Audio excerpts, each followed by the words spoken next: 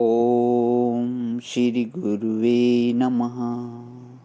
अखंडमंडलाकारं व्याप्तं येन चराचरं तत्पदं दर्शितं येन तस्मै श्री गुरुवे नमः। ओम शांति शांति शांति। प्रणाम भगवान। श्वेता श्वेत्रोपनिषद स्वामी श्री अखंडानंद सरस्वती जी महाराज का दिव्य ग्रंथ, जिसमें भगवान हमारा 53वां प्रवचन चल रहा है। अध्याय 6 में मंत्र नंबर 11-12 की व्याख्या, ब्रह्म वेताओं का अनुभव भाग 2, पेज नंबर 730 से आगे ले रहा हूँ भगवान। आज जिस मंत्र की व्याख्या चल रही है, एको देवाः सर्वभूतेषु गूढ़ः सर्वव्यापी सर्वभूत अंतरात्मा कर्माध्यक्षा सर्वभूत अधिवासः साक्षी चेता केवलो निर्गुणाश्च। तो स्वामी जी बताते हैं, एको देवाः, वह एक है, वह ब्रह्म एक है, एकम एव अद्वितीयम। एक शब्द से एक श्रुति दूसरी श्रुति को सामने ला देती है। एक संबंधी ज्ञानम अपर ज्ञान संबंधी समारकम। एक से संबंधित जो ज्ञान होता है ना, वह उससे संबंधी दूसरे का स्मरण कराने वाला होता है। एक कैसा? बोले, क्या ऐसा एक जो एक एक दो हो जाए? बोले नहीं, वह तो गृहस्थी का उम्मीदवार ब्रह्मचारी का एक है। ब्रह्मचारी भी तो एक होता है ना, ब्याह तो उसका नहीं हुआ, एक होता है, लेकिन वह आगे चलकर एक एक दो हो सकता है, द्वैत बन सकता है। और सन्यासी की वह भी एक होता है, लेकिन वह दो होने का उम्मीदवार नहीं है, आगे भी दो नहीं होगा। यह परमात्मा कैसा एक है? यह ब्रह्मचारी की तरह एक नहीं है, यह सन्यासी की तरह एक है, जिसमें आगे चलकर भी द्वैत की उत्पत्ति नहीं होवे। एकम एव अद्वितीयम, यह अद्वितीय एक है।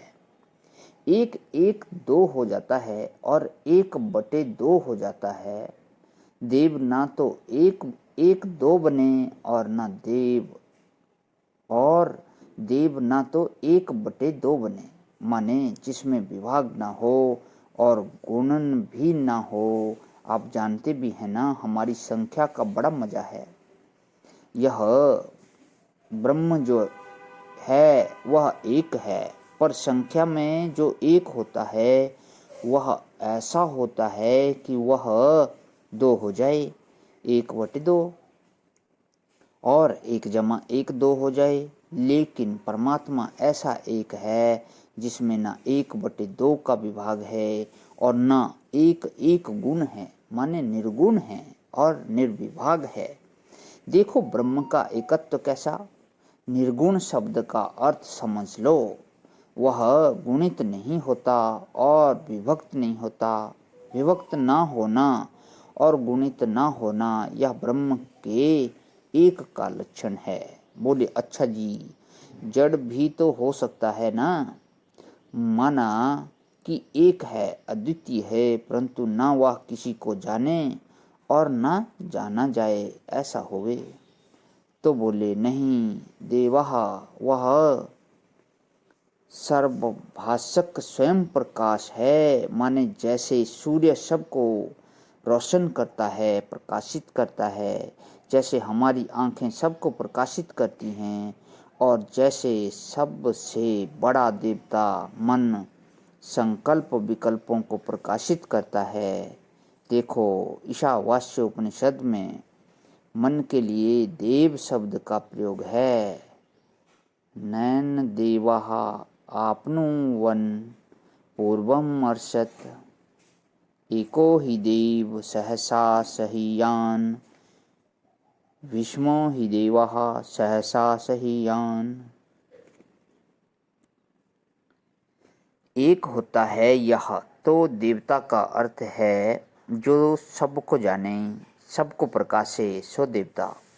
और अपने प्रकाश के लिए जिसको दूसरे प्रकाश की जरूरत ना हो, अपने को भी जाने और दूसरे को भी जाने, सो देव।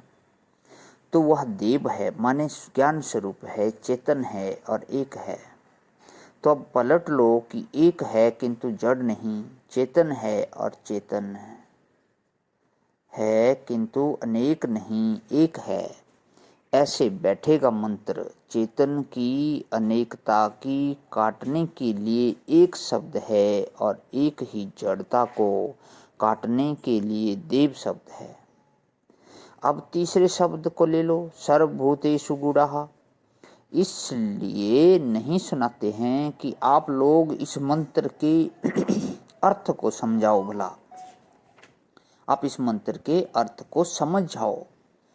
इसलिए सुनाते हैं कि दूसरे मंत्रों को भी जब आप पढ़ें तो मंत्र का अर्थ कैसे निकलता है, इस बात को समझें। तब आपके पास एक कसौटी होगी कि आपने मंत्र के एक एक पद का और वाक्य का अर्थ ठीक ठीक समझ लिया कि नहीं। प्रणाम भवन। आज यहीं विराम। ओम शांति शांति शांति।